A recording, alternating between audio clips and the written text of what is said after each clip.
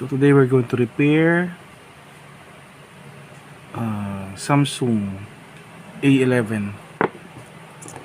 So palit LCD. Ang dati yung battery. So nabaklas ko na siya. Yan. So, bago rin yung replacement ng battery. Bago rin yung battery niya. And then bago yung LCD. So first, you have to check muna kung gumagana. Na-check ko na siya. So kailangan lang idikit. This is the old one.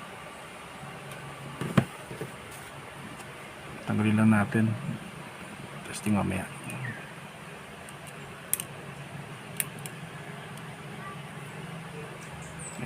When you are removing, tinatanggal po yung LCD, dahan-dahan lang, baka may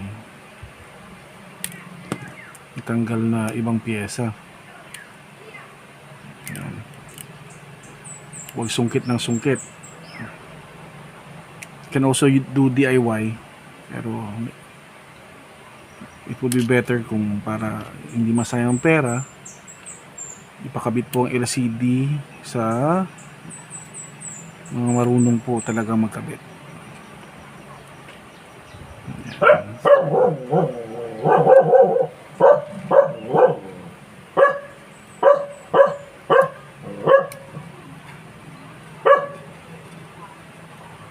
Dahan-dahan.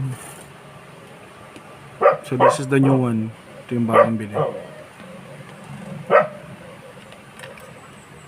So pag natanggal po yung old, kailangan tanggalin lahat yung mga previous adhesives niya para magandang lapat yung bago.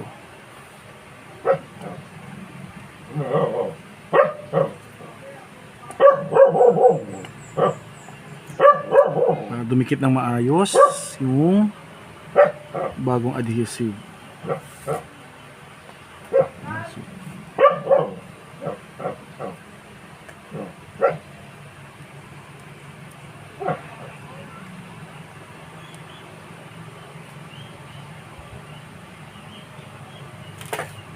Ayan, so okay na siya.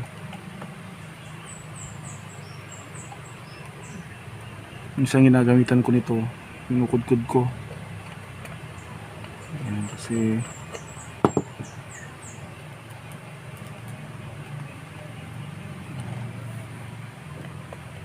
pag di natanggal yung mga dati, hindi siya nalapat ng maayos at maaring mag-cause aangat yung LCD later kapag binusa at ito'y nagkaroon ng moisture. So yan, okay na siya. Pwede natin lagyan ng adhesive. So I'm using pagwood black. Ayan, we have the black T 7000. Kapag ito naman yung clear, hindi B7000. Paubos na nga rin ito, di pa ako nag-order. And this, we're using black.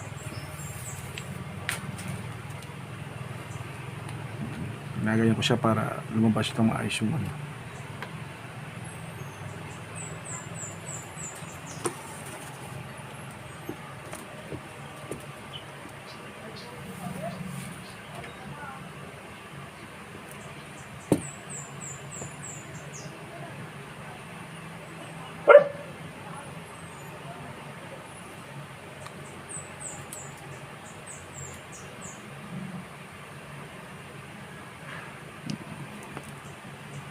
Ingat lang din sa paglalagay, baka masobrahan. Pag tumama sa gilid, kukos naman siya ng baka malagyan yung gilid ng ano, magsha-shadow doon sa mismong LCD pag binuksan mo na. So ingat-ingat lang, tamang dami lang. Pangit din pag sobrang konti kasi hindi didikit na maayos.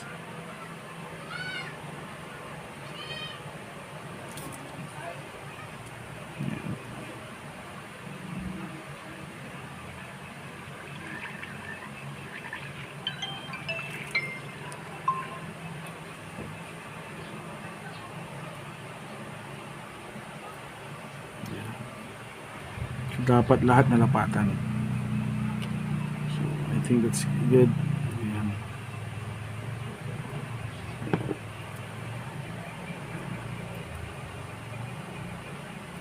Then pagkalagay, kailangan na kaagad may kabit yung LCD. Yan, again.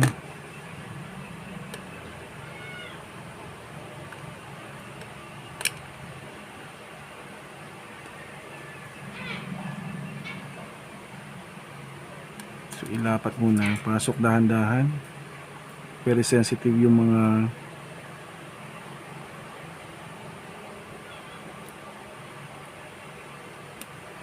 yun, yan. So napat na siya na maayos. Ayan.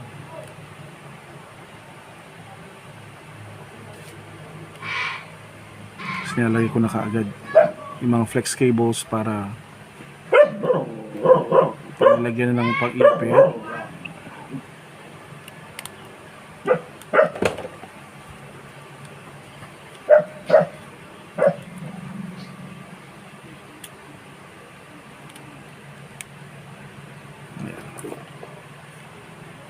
Natin yung battery.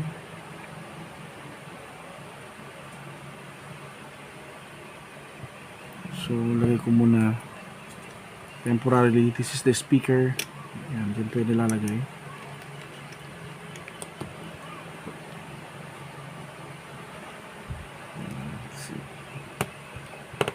Lock lang natin ng isa. Ayan. Pwede natin i-test. Kabit natin yung battery. Bago natin i-totally habang basa pa para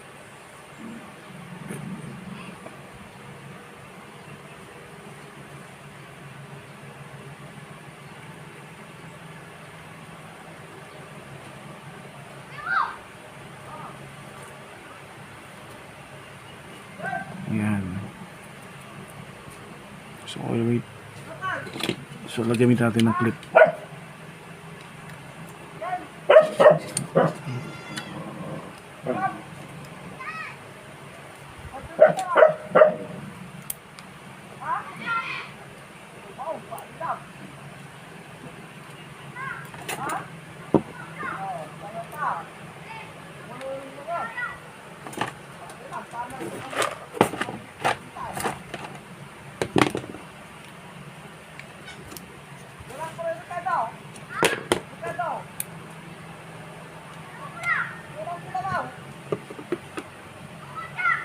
It's working.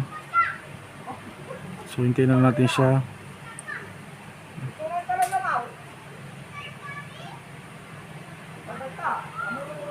Ayan.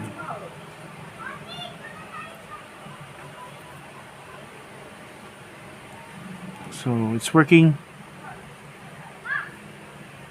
Hintayin natin siyang matuyo. Normally pinapatuyo ko siya ng 1 to 2 hours, pero pag nagmamadali ang kliyente,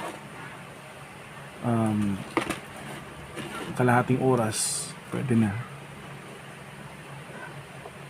Ayan.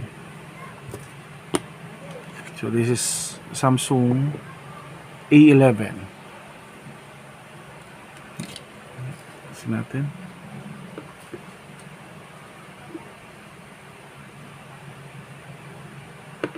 Yeah. Okay.